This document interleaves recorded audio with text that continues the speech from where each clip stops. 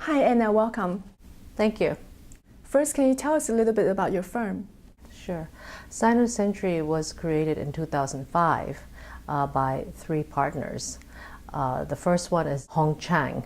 He used to work at the municipality of Pudong, Shanghai, and therefore he's very close to the buildup of how the Wall Street of China.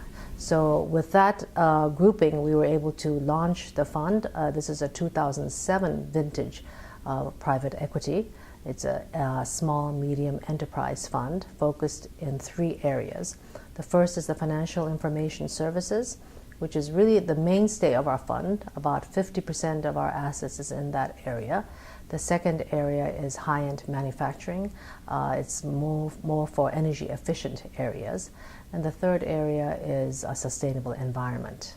By working with all your portfolio companies, what's your sense of how they are adjusting to a potentially lower growth rate in China?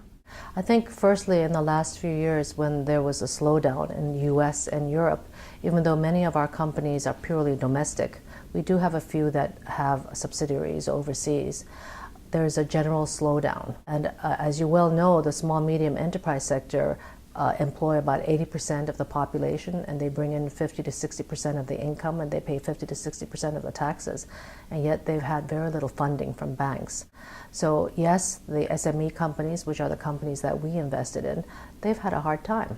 And fortunately, most of them are fast-growing companies.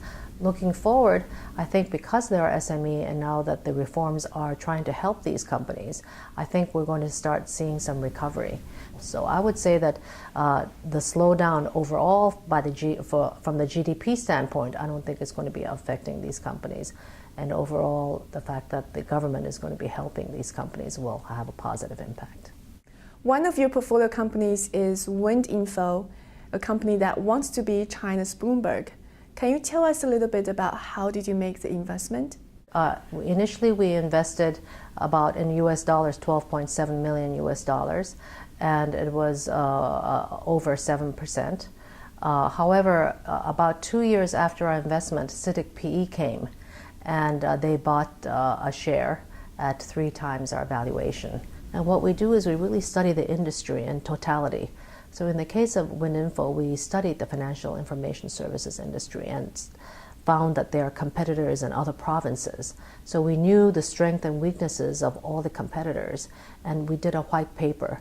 A key challenge facing a lot of Chinese companies is copycats. This is a challenge for WindInfo as well, and last year they sued one of the competitors for copying their terminal products. Can you give us an update on the latest with that lawsuit, and also what are some effective ways for Chinese companies to protect themselves? I think it's still pending, and it's dragging on a little bit, but I have a feeling WindInfo has their case, so I think the ability to win is probably strong. There are two things. One is that they have to protect their intellectual property, but the next is that the company has to recognize that they have to be really on top of the changing curve and really constantly come up with new products, new ideas to be at the frontier and a leader of their industry. You invested in WindInfo in 2007, so you're under a little bit pressure to exit. What's your thinking on the exit strategy for this investment?